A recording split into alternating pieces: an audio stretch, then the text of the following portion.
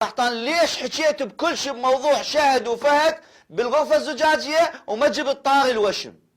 تدري ايش قلت لهم انا؟ ايش رديت عليهم؟ قلت لهم هاي مسألة شخصية. انا قحطان مسوي وشم منا لهنا، مسوي وشم منا، انا حر، هذا جسمي، هاي حياتي.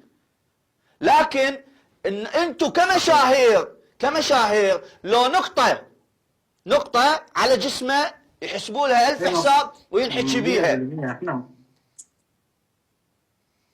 معرضين نفسنا للميديا وللعام وكل حياتنا مكشوفه، فلازم نتحمل. إيه طبعا. فشهد العفو، تحياتي للشاعر شهد الشمري. واني ما كان قصدي لا اسيء لكم ولا كان قصدي انه اسيء لهذه العائله.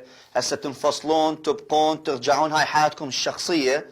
بس اني جبتك اليوم حتى توضح للناس شنو اللي صار، وقضيه حتى اللغط هذا يبقى ما له صوت، انه قضيه انفصالكم وعدم انفصالكم هاي مساله شخصيه.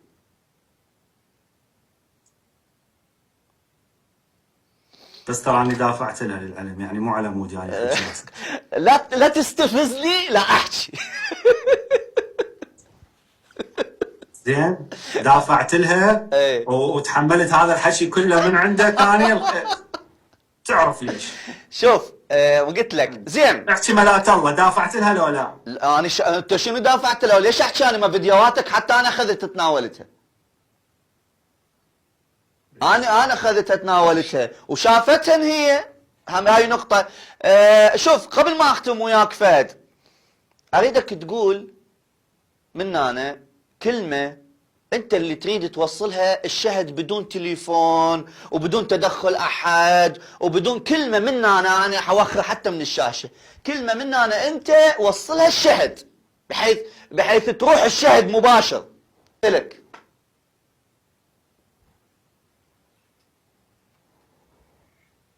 ايه اقولها